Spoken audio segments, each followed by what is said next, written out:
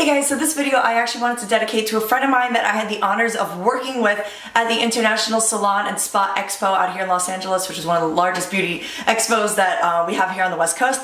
And her name is Nicole Murray. She's both a neuroscientist and a model. So I hope you guys enjoy this interview. It's really dope and I hope you find some inspiration from it. Thanks. We're here with my friend Nicole Murray, the lovely lady I told you guys about, who studied neuroscience. Yes! And we are actually on our way to the fashion show right now, so I'm pretty excited about that. And we just had a really interesting conversation about the brain. What is the alcohol interaction? Like, what happens when you drink alcohol? It affects the cerebellum, which is where like a lot of motor movement happens, and so that's why, you know, when you're drunk, that's why you get loopy. Yeah. That's why you're like, if you're really drunk, you're not walking very well. I worked near people who were in the alcohol field, and they were saying, like, I mean, they're doing these studies on rats and stuff and checking out. Well, they're like getting rats drunk. How do you get rats drunk? Wait, what do they get? Because I know like squirrels get drunk from like fermented apples, right? I mean, like, how do you... It's like catnip. Wait, I want to see a drunk squirrel. I know that squirrels do get like inebriated because they have like moldy or fermented pumpkin and apples. I think those are the two. So drunk squirrels, and they're like falling all over the place. Hey guys, so we are inside of a bar right now, so that's why it looks kind of crazy with the lighting and everything. It's really heavily red lit, so lots of long wavelengths happening from these red lights.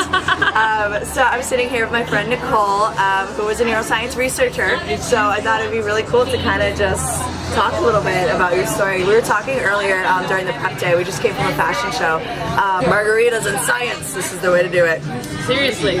So I thought it was really interesting what you were telling me yesterday. First of all, just kind of how you were doing research in neuroscience and then you merged into acting, or how did that all happen? Yeah, so I was doing research in Seattle at a lab that we were doing addiction research with dopamine and rodents, actually. I decided then to apply to medical school, and so I came down to LA because I was like, you know what, if I'm going to do medical school and dedicate my life to science, might as well fulfill another passion, which is acting. So here I am in LA, fulfilling both passions. Well, I'm currently not doing any research, but I would like to get back into it as well as be able to pursue acting.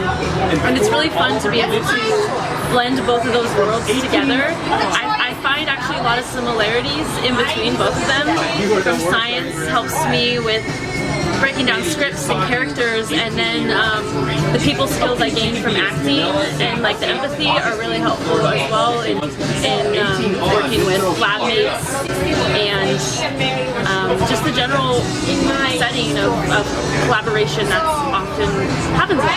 What did you do research on? You were doing research on drug addiction, right? Or addictions in the brain, not just drug addiction, but all addictions? Well, so mine specifically involved cocaine and addiction, and so we did research with rats, and we were looking at their phasic dopamine during the course of drug taking. What is that? The phasic dopamine? What is it? Oh yeah, phasic dopamine? What is that? Yeah, so dopamine is released in the brain when one neuron is trying to talk to another, and well, it's not all neurons, it's just like in this specific instance, in the nucleus accumbens, which is where we were specifically researching, there's one neuron that'll be talking to another and it's sending a signal with dopamine. And so then cocaine actually keeps all that dopamine from being uptaken back into the last neuron, the neuron that sent it, and so then all that dopamine stays in the synaptic cleft and keeps exciting that neuron, and so that's why something like cocaine is so like exciting and addictive, because it's just a constant excitatory effect. Wow, and that's so crazy. Yeah, and so we were looking at what was happening with the dopamine in the rodent brain during their drug access paradigm. And so wait, what's the drug access paradigm? What is that? It's just like while they're on the drug? So the drug access paradigm is basically like the whole timeline, and structure of their drug taking. And so for us specifically, we did 1 hour of access for them, so they would be able to self-administer cocaine. Wow. And they had electrodes that were in their brain so that we could pick up the dopamine using something that's called fast scan cyclic voltammetry, which crazy word. I know, it's big. Wait, what is it? It's fast scan cyclic voltammetry, which I'm not even I'm not even an expert on it. That's like a tongue twister. Like that's an acting exercise. Just keep repeating that 10 times. I know, seriously. It's a good warm up. Fast scan cyclic voltammetry.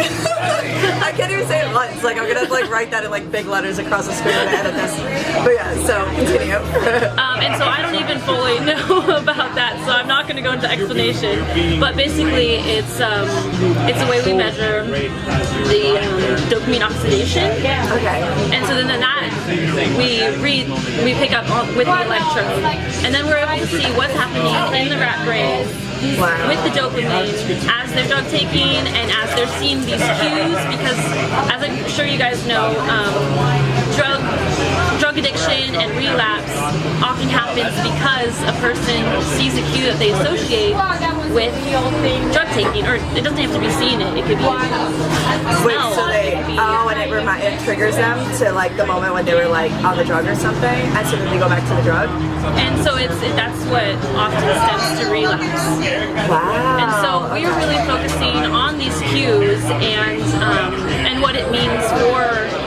Well, we're just like getting all excited here. Dude, this is amazing. This is why I'm filming this. This is incredible. What was sort of, I guess, the goal to achieve? Was it to sort of find a way to prevent like people from having that like relapse once they've cleared the drug addiction? Okay. Or yeah, so I'm going to step back too and just say the research I did was alongside like a graduate student and everything. I was just a research assistant there, so it's not like my research specifically, but I'm really excited about it. And I guess the overarching goal of all of this research, not just mine, but in that field, is often to really help people who experience drug addiction, because it's now starting to be considered more of a disease rather than like a personality flaw. Yeah. And so we're seeing these changes in the brain and recognizing that it's important to find remedies for these people so that they can go back to having lives where they aren't motivated just by drugs, but they're motivated by other dreams they have and things they want to do. And that's why I get really excited about science, is because it's all about trying to make that change for people, for the betterment of people, really. Yeah. And I mean, at the end of the day, science is understanding who we are. Yeah, it totally is. And I just want to say, she's awesome. We had so many fun conversations backstage when we were getting ready. Stuff about, I'm sure you said it, but like the simulation theory and oh yeah, AI. That was crazy. And, and there's like nachos here. I'm gonna take a bite. She so I also keep was talking. explaining like wormholes and stuff. So it's fun to talk any form of science, and I'm excited to learn more about yours. Yeah, I'm gonna tell you all about that later. Yeah, throw me some articles. So that's like such a cool journey. So what's next for you? You're working on student films now. Yeah, I've been working on student films. So my goal right now is to be able to get back into research, hopefully with like maybe a part-time research job, and then also start focusing more on the acting. I'm currently taking a class, which has been so amazing and helpful, and I'm really learning a lot about myself and acting and just the industry in general. So I'd really like to explore the industry more, hope to get an agent or a manager, and get myself out there a little more. Oh yeah. And I have this new goal. Every week I'm gonna read one research article. I really want to stay up to date with the latest literature. I was doing the same thing. And soon you'll be doing it at least once a day. There we go. Literally once a day. I do like 3 days, so. Oh yeah, you got this. Yeah. Oh my gosh. Well, thank you again. Cheers.